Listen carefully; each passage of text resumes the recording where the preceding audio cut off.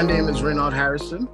I'm in the MOT program. My focus was innovation and technology. It's been wonderful. I went into my boss and I said to him, I think it's been a while for a raise. And he said, what are you still doing here? I was like, okay, I guess I either can go and look at a new job or I can try to get better educational wise. Armindale, because that's my BA, the school that I got my BA.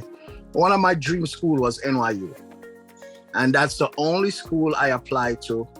And I was kind of shocked when I got the acceptance letter that I was accepted. I started looking at all the program, and MOT kind of jumped out to me. MOT seems like the one that would contribute to my career the most. My dream job is to be a director of IT.